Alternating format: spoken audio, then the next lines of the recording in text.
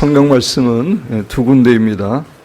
마태복음 6장 9절에서 13절 가운데 12절 말씀만 우리 함께 봉독하도록 하겠습니다. 또 마태복음 18장 21절에서 35절까지입니다. 오늘은 주기도문 가운데 우리가 우리에게 죄 지은 자를 사하여 준 것 같이 우리의 죄를 사하여 달라라고 기도하라고 가르치신 그 예수님의 그 부분에 대해서 두 번째로 살펴보기를 원합니다. 지난 주일은 우리가 다른 사람의 죄를 용서하기 위해서 우리가 하나님의 사죄의 은총을 확신하는 것과 또 우리 자신을 용서하는 것이 중요하기 때문에 그것에 대해서 함께 살펴보면서 우리 자신을 용서하는 그런 시간을 가졌습니다. 오늘은 다른 사람을 용서하는 것에 대해서 살펴보면서 하나님께서 우리 각자에게 주시는 은혜와 교훈을 받기를 원합니다. 이것을 위해서는 오늘 우리가 주기도문과 함께 읽은 마태복음 18장 21절에서 35절의 말씀을 살펴보기를 원합니다. 이 말씀은 1만 달란트 빚진 자라는 제목으로 우리에게 잘 알려진 예수님의 비유의 말씀입니다. 어느 날 베드로가 예수님께 와서 질문을 합니다. 21절에 있는 질문입니다. 주의 형제가 내게 죄를 범하면 몇 번이나 용서하여 주리이까? 그 당시 이스라엘의 랍비들은 다른 사람이 죄를 범했을 때 3번까지는 용서하라고 가르쳤습니다. 베드로는 3번보다 훨씬 더 많은 7번까지 용서하면 어떻겠습니까? 라고 예수님께 사실 자랑스럽게 질문을 하고 있는 것입니다. 그 질문을 들은 예수님은 베드로에게 말합니다. 22절입니다. 7번뿐 아니라 7번을 1번까지라도 할지니라. 이 예수님의 말씀은 7번을 70번 한 거, 즉 490번까지는 용서하되 491번째부터는 용서하지 않고 본때를 보여주라. 그런 의미가 아닙니다. 이것은 영원히 용서하라는 말입니다. 성경에서 7이라고 하는 숫자는 영혼을, 완전을 의미하기 때문입니다. 이렇게 대답해 주신 예수님은 계속해서 용서에 대한 매우 중요한 비유를 들어서 우리에게 설명하십니다. 23절 이하입니다. 어떤 임금이 자신의 종들과 결산을 하고자 했습니다. 결산이 시작되면서 먼저 1만 달란트 빚진 종이 불려왔습니다. 여기서 1만 달란트라고 하는 돈은 지난주에 여러분에게 말씀드렸지만 약 600억에 해당되는, 현재 돈으로 600억에 해당되는 엄청난 금액입니다. 그래서 25절에 기록되어 있는 것처럼 그 종이 그 빚을 갚지 못했던 것은 당연한 것이었습니다. 그러자 주인은 그 종에게 그 자신과 그의 처자와 모든 소유를 전부 팔아 빚을 갚도록 명령을 했습니다. 그 말을 들은 1만 달란트 빚진 종은 엎드려 절하며 내게 참으소서 다 갚으리다 라고 사정을 했습니다. 그런데 그 주인은 참으로 동정심이 많은 주인이었기 때문에 그 종을 불쌍히 여겨서 모든 빚을 그냥 다 탕감해 주었습니다. 그런데 그 종이 나가서 자신에게 100데나리온 빚진 동료를 만나게 되었습니다. 그 당시 노동자의 하루 품삯이 한 데나리온입니다. 따라서 현재 노동자의 하루 일당을 10만 원이라고 했을 때 100데나리온은 1000만 원이 됩니다. 물론 적은 금액은 아니지만 그렇지만 자신이 주인에게 탕감받은 돈에 비하면 약 60만 분의 1밖에 되지 않는 상대적으로 너무나 적은 금액이었습니다. 그럼에도 불구하고 1만 달란트 빚진 종은 100데나리온 빚진 종의 빚을 탕감해 주지 않고 그의 목을 잡고 갚으라고 했습니다. 그러자 그 100데나리온 빌린 종은 엎드려서 나를 참아주셔서 갚으리다 라고 사정합니다. 1만 달란트 빚진 종이 주인에게 했던 그 똑같은 말을 똑같은 자세로 이렇게 사정을 했습니다. 그러나 1만 달란트 빚진 종은 그를 용서하지 않고 모든 빚을 갚을 때까지 그 동료를 감옥에 가두었습니다. 이 공평하지 못한 일을 전부 보고 있던 동료들이 자신들의 주인에게 이 일의 자초지종을 전부 이야기합니다. 그 얘기를 들은 주인은 대노하면서 1만 달란트 빚진 자를 감옥에 가두도록 명령했다라고 하는 것이 오늘의 본문 말씀의 내용입니다. 오늘은 이 비유를 통해서 용서에 대해서 주시는 중요한 교훈들을 함께 살펴보기로 원합니다. 첫째, 이 비유의 말씀은 하나님께서는 우리의 죄를 용서하기를 기뻐하시는 하나님이심을 교훈해 줍니다. 이 비유에 등장하는 임금은 1만 달란트라고 하는 엄청난 금액의 빚을 지고 있던 종을 불쌍히 여겨서 그냥 그 빚을 다 탕감해 주었습니다. 이 비유에 등장하는 왕의 모습은 바로 우리가 믿고 있는 하나님 아버지의 모습입니다. 그렇습니다. 우리가 믿고 있는 하나님은 우리의 어떤 큰 죄라도 불쌍히 여겨서 다 용서해 주시는 하나님이십니다. 여러분 그저 시편 145편 8절 9절을 보면 여호와는 은혜로우시며 받을 자격이 없는 자에게 거저 주시는 분이고 긍휼이 많으신 분이고 죄 지은 자를 용서해 주시는 분이고 노하기를 더디하시며 인자하심이 크시도다. 여호와께서는 모든 것을 선대하며 그 지으신 모든 것에 긍휼을 베푸시는도다라고 이야기합니다. 구약 성경을 읽어보면은 수도 없이 죄를 반복해서 지은 이스라엘 백성들을 끊임없이 용서하고 또 용서하시는 하나님의 모습을 발견할 수 있습니다. 저 같으면 벌써 무서운 심판을 내렸을 텐데 하나님께서는 범죄하는 이스라엘 백성들을 용서하시고 또 용서하십니다. 특히 호세아서를 통해서는 도저히 용서할 수 없는 영적인 간음의 죄를 범하는 다른 우상을 섬기는 이스라엘 백성마저도 용서하시고 변함없이 그들을 사랑하고 계시는 하나님의 모습을 볼 수가 있습니다. 이렇게 성경 말씀은 하나님께서는 우리의 죄를 용서하기를 기뻐하시는 하나님이심을 가르쳐주고 있습니다. 그럼에도 불구하고 안타깝게도 많은 신자들이 우리의 죄를 용서하기를 기뻐하시는 하나님의 용서에 대해서 확신을 갖지 못하고 살아가는 경우가 많이 있습니다.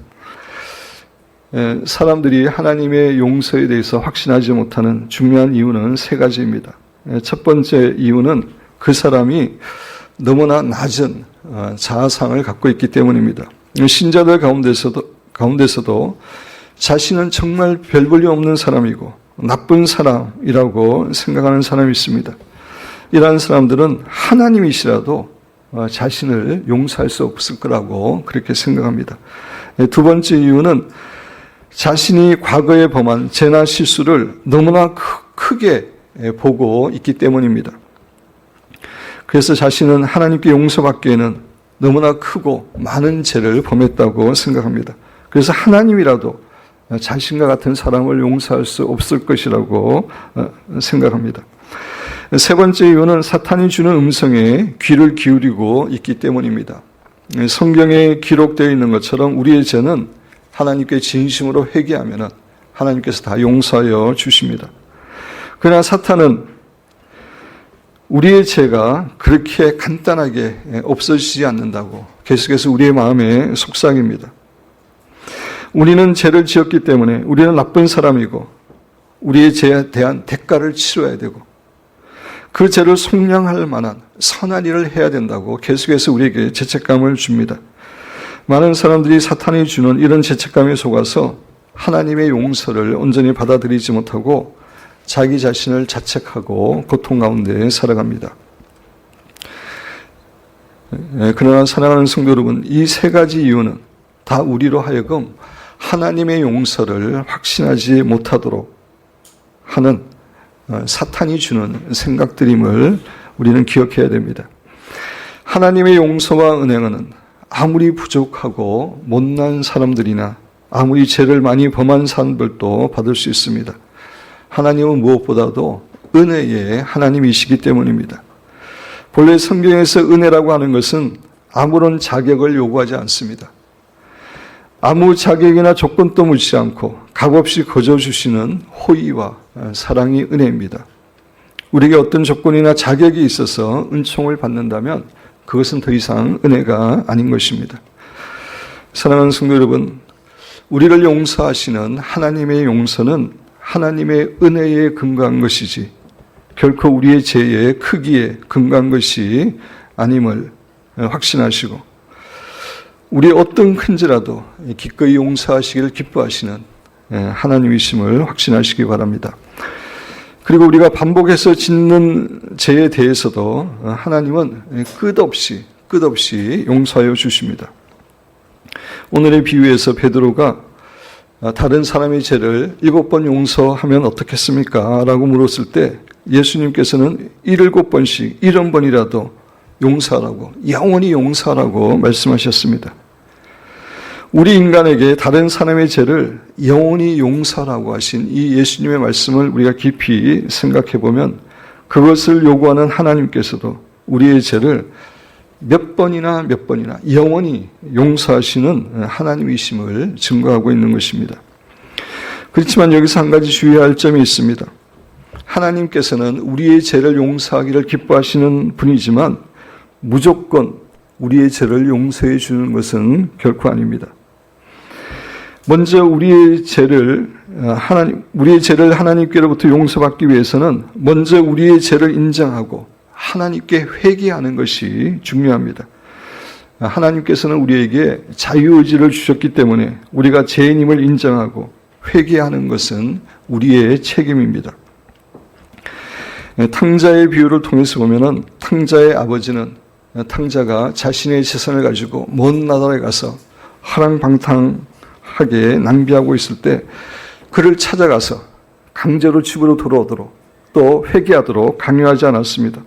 탕자가 스스로 깨닫고 돌아오기를 기다리셨습니다. 이 사실은 우리의 죄에 대해 우리가 스스로 인정하고 돌이키고 하나님께 돌아오는 것이 중요한 것임을 우리에게 교훈해 줍니다. 우리가 먼저 우리의 죄인됨을 인정하고 회개할 때 하나님께서는 어떤 죄라도 우리의 죄를 용서해 주시는 것입니다. 예수님은 그 당시에 바리새인과 서기관들은 매우 싫어하셨지만 세리와 친구들에게는 친구가 되어 주셨습니다. 그 이유는 바리새인과 서기관들은 자신들의 죄인됨을 인정하지 않았습니다. 자신들은 의롭다고 믿었고 죄가 없다고 믿었습니다. 그렇지만 세리와 청녀들은 자신들의 죄인됨을 천주하게 인정했기 때문에 예수님께서는 청녀와 세리들을 더 기뻐하셨고 그들의 친구가 되어주셨던 것입니다. 마태복음 9장 여론교제의 12절 13절 우리 같이 한번 읽어보겠습니다. 예수께서 들으시고 이르시되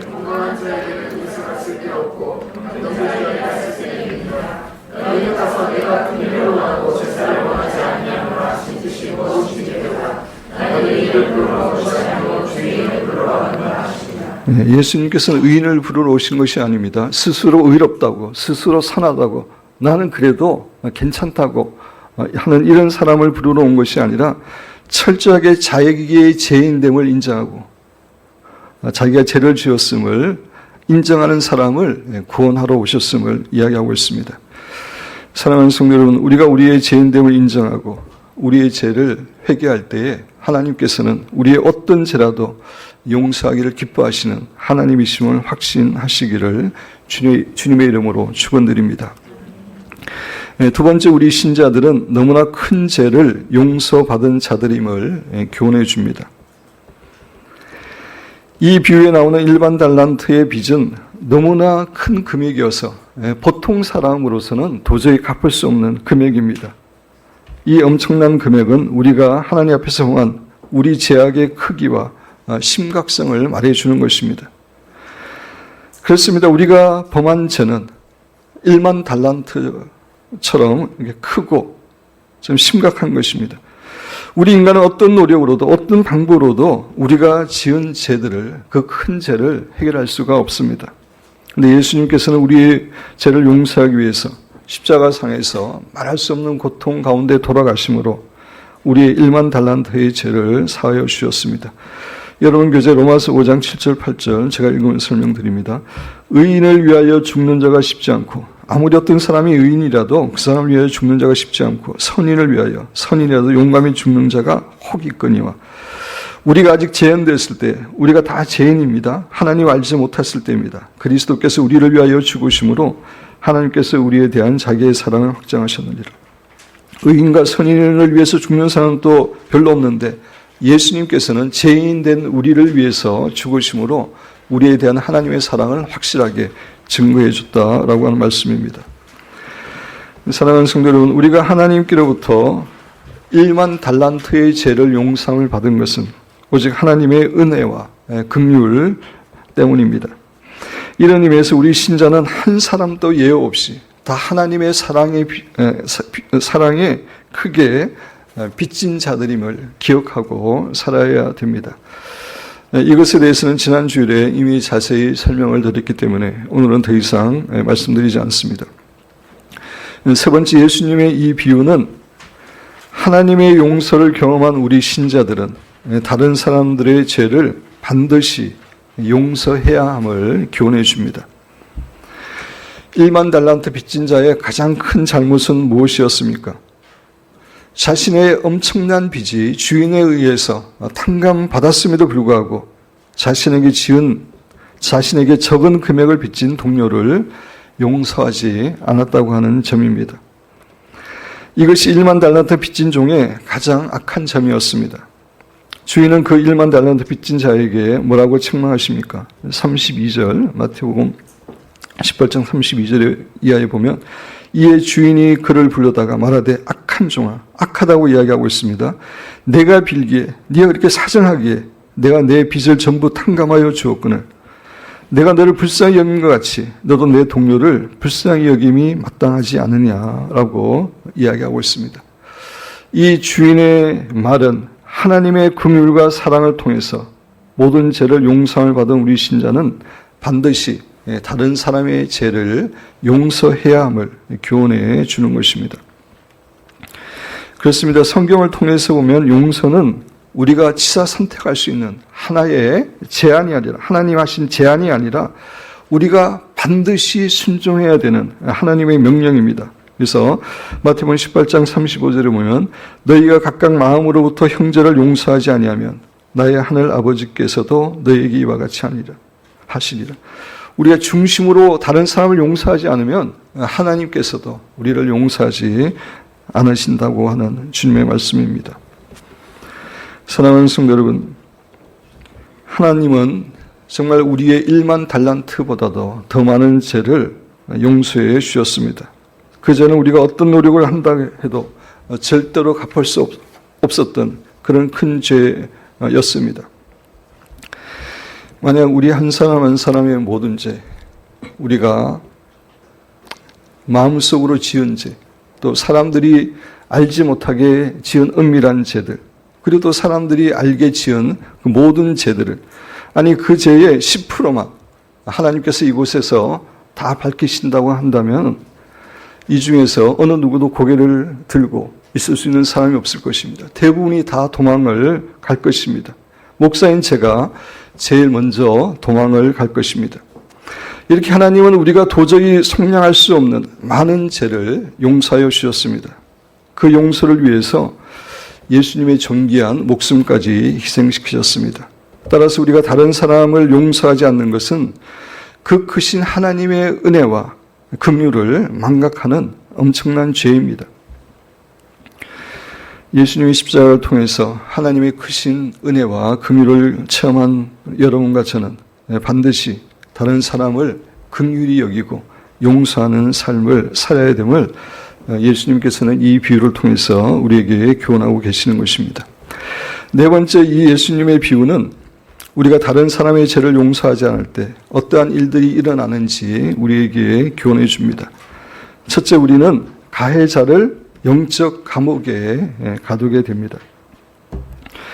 오늘의 본문 말씀에서 1만 달란트 빚진 자가 100데나리온을 빚진 자를 용서하지 않았기 때문에 결국 100데나리온 빚진 자를 감옥에 가두었습니다. 이것이 우리에게 주는 교훈은 우리가 우리에게 죄나 잘못을 범한 사람을 용서하지 않을 때 그 사람을 영적인 감옥에 가두게 된다는 것입니다. 우리가 그들을 용서하지 않을 때 그들의 양심에 가책과 죄의식과 고통을 주게 되어 그들을 영적인 감옥에 가두는 것이 됩니다. 그런데 우리가 기억하지 않으면 안 되는 것은 우리가 일반적으로 용서하지 않는 사람들은 바로 우리 주위의 사람들이고 사실은 우리가 가장 사랑해야 될 사람들이라고 하는 점입니다. 우리와 전혀 관계가 없는 사람들로부터 상처를 받거나 피해를 받는 경우는 극히 드뭅니다. 일반적으로 우리의 주위에 있는 사람들로부터 사실 우리의 부모, 우리의 자녀들, 우리의 형제들, 우리의 친구들, 같은 교회 성도들로부터 여러 가지 관계 가운데 이런저런 상처를 받게 됩니다. 따라서 우리가 그들을 용서하지 않을 때 우리가 가장 사랑해야 될 그 사람들에게 양심의 가책과 죄의식을 주게 되고 그들을 영적인 감옥에 가두게 되는 것입니다. 이것은 하나님께서 결코 우리 신자에게 원하는 것이 아닙니다. 사랑하는 성도 여러분, 용서는 상대방을 자유케 해주는 것입니다. 상대방을 치유해 주는 것입니다. 양심의 가책이나 고통으로부터 자유케 해주고 상대방을 회복시켜 주어서 관계를 회복시켜 주는 것입니다. 용서는 증오의 악순환을 끊는 것입니다. 우리가 용서할 때 모든 인간관계의 갈등이 끝나게 됨을 우리는 잊어서는 안 됩니다. 얼마 전에도 남아프리카 공화국의 전 대통령이었던 넬슨 만델라가 감옥에서 감사했던 그러한 생활을 했음을 말씀을 드렸습니다. 그런데 이분은 또한 위대한 용서의 사람이었습니다. 만델라는 백인 정권의 핍박을 받아서 27년간 정말 고통스러운 그러한 나날을 감옥에서 보냈습니다. 참으로 미움과 원한이 사무칠 만한 시간과 환경이었습니다. 그런데 그는 후에 대통령이 된 다음에 그가 외친 메시지는 결코 보복이 아니라 화해였습니다. 용서였습니다. 그는 가는 곳마다 밝은 미소를 띠면서 용서와 화해를 선포하고 다녔습니다. 그 결과 남아프리카 공화국이 평화와 화해의 나라가 되었습니다. 우리가 진정으로 용서할 때 이 세상의 갈등이 사라지고 참된 평화가 주어집니다. 사랑하는 성도 여러분, 여러분과 저는 다른 사람을 기꺼이 용서하심으로 다른 사람들에게 하나님의 은혜와 축복이 흘러가게 하는 통로가 되고 또 다른 사람과 함께 화해의 축복을 누리시는 귀한 성도들이 되시기를 주님의 이름으로 축원드립니다. 두 번째, 우리는 우리 자신을 영적 감옥에 갇히게 합니다. 일반 달란트 빚진 자가 100데나리온 빚진 자를 용서하지 않았기 때문에 결국 자기 자신에게 초래한 것은 어떠한 일이었습니까? 자신의 주인에 의해 자신도 감옥에 갇히고 말았습니다. 이것이 우리에게 주는 교훈은 우리가 다른 사람을 용서하지 않을 때 우리는 가해자뿐만 아니라 결국 우리 자신을 영적인 감옥에 갇히게 한다는 사실입니다. 그렇습니다. 가해자를 용서하지 않을 때 우리 자신은 미움과 분노의 감옥에 갇히게 됩니다.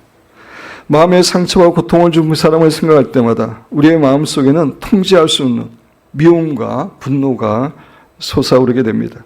따라서 평안과 기쁨을 잃어버리고 영적인 무기력과 패배감 가운데 살아갈 수밖에 없습니다. 그리고 다른 사람을 용서하지 못하고 미워하고 있는 자신의 모습에 대해서 실망을 하거나 또는 그런 자기 자신이 싫어지는 감정을 가지게 됩니다. 그 결과 가해자뿐만 아니라 자기 자신을 미워하는 사람이 될 가능성이 많이 있습니다. 이렇게 우리가 다른 사람을 용서하지 않을 때 우리는 우리 자신을 육체적, 정신적 감옥에 가두게 되는 것입니다. 여러분 교재의 톰 화이트의 말을 보면 용서하지 못함은 가장 강한 경관지인 것 같아. 우리 마음 안에 여러 가지 경관진들이 많이 있지만 사실 가장 강력한 경관진, 사탄이 가장 강력하게 역사하는 진은 용서하지 않는 것입니다. 용서하지 못하는 마음이 침체에 있고 여러 가지 갈등을 갖고 있는 그리스도인에게 있어서 가장 핵심 문제일 때가 많이 있다.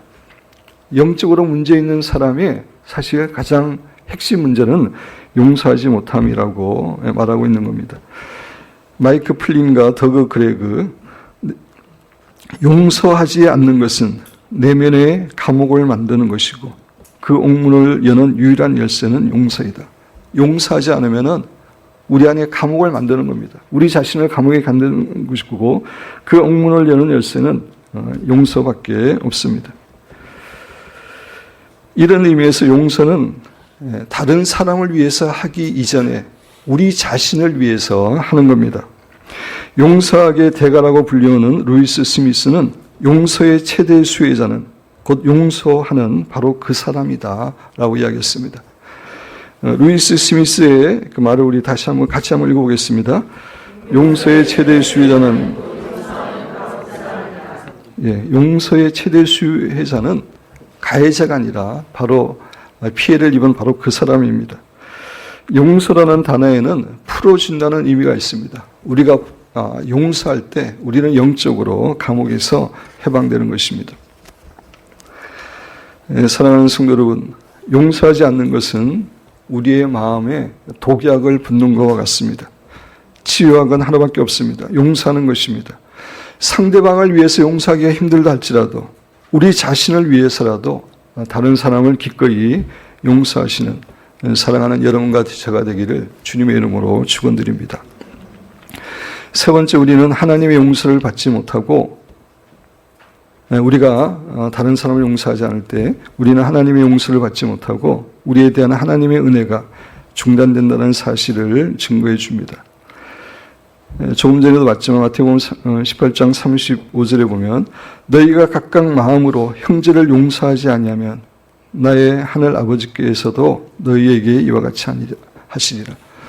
우리가 다른 사람을 용서하지 않을 때 하나님께서 용서하지 않음을 이야기해 줍니다. 예수님께서는 다른 곳에서도 동일한 교훈을 주셨습니다. 마태복음 6장 14절 15절 너희가 사람의 잘못을 용서하면 너희 하늘 아버지께서도 너희 잘못을 용서하시려니와 너희가 사람의 잘못을 용서하지 아니하면 너희 아버지께서도 너희 잘못을 용서하지 아니하시리라.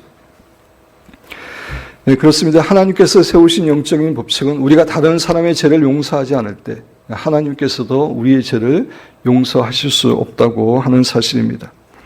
성경 말씀을 읽어보면 하나님께서는 우리의 어떤 죄라도 우리가 회개할 때 용서하실 수 있는 분입니다. 살인의 죄와 간음의 죄를 범한 다윗도 용서해 주셨고 예수님 연전에서 예수님을 3번이나 부인했던 베드로도 용서해 주셨습니다. 간음죄를 범하고 현장에서 잡혔던 그 여인도 용서해 주셨습니다. 하나님은 우리의 어떤 큰 죄라도 또 반복해서 짓는 죄라도 용서해 주시기를 기뻐하십니다. 그래서 하나님께서 우리의 죄를 용서하실 수 없는 단 한 가지 경우가 있는데 우리가 다른 사람의 죄를 용서하지 않을 때입니다. 우리가 다른 사람의 죄를 용서하지 않을 때 하나님께서는 우리를 용서해 줄 수 없게 됩니다. 하나님께서 세우신 법칙이기 때문에 그 결과 우리는 하나님과의 교제가 끊어지고 하나님의 은혜가 중단되고 마는 것입니다. 그리고 우리가 다른 사람들을 용서하지 않을 때 우리는 장차 하나님 앞에서 긍휼이 없는, 은혜가 없는 심판을 받게 됩니다. 여러분 교재 야고보서 2장 13절 보시기 바랍니다. 긍휼을 행하지 아니하는 자에게는 긍휼 없는 심판이 있으리라. 용서하지 않는 것이 긍휼이 없는 것입니다. 긍휼을 행하지 않는 자에게는 긍휼 없는 심판이 임하게 될 것을 이야기하고 있습니다. 후에 하나님 앞에 섰을 때 우리가 긍휼 없는 심판을 받게 되면 우리는 절망입니다. 지옥 갈 수밖에 없습니다. 긍휼을 행하지 않을 때, 용서하지 않을 때 우리에게 그런 심판이 기다리고 있음을 교훈해 주는 겁니다. 우리가 용서하지 않으면 하나님의 은혜가 중단이 되고 하나님의 용서가 중단된다는 것 기억해야 됩니다. 마지막 용서는 우리의 생활 양식이 되어야 됨을 오늘의 본문 말씀은 교훈해 줍니다. 예수님께서는 베드로에게 죄 지은 사람을 7번씩 70번이라도 용서라고, 영원히 용서라고 말씀하셨습니다. 이 말씀은 용서가 우리의 삶의 습관이, 삶의 패턴이 되어야 됨을 교훈해 주는 겁니다. 그렇습니다. 우리는 가끔 한 번씩 용서하는 것이 아니라 매일매일 우리에게 상처를 주고 해를 끼친 사람들을 용서해야 됩니다. 사랑하는 성도 여러분, 우리 신자에게 용서는 너무나 중요합니다. 우리 자신과 가해자를 영적 감옥에서 해방시켜 줄 뿐만 아니라 우리에게 하나님의 은혜와 축복을 계속해서 누리게 하는 통로가 됩니다. 아울러서 장차 하나님 앞에 섰을 때도 하나님의 은혜와 긍휼의 심판을 받게 됩니다. 이것을 기억하시고 늘 다른 사람들을 용서하시는 사랑하는 여러분과 제가 되시기를 주님의 이름으로 축원드립니다.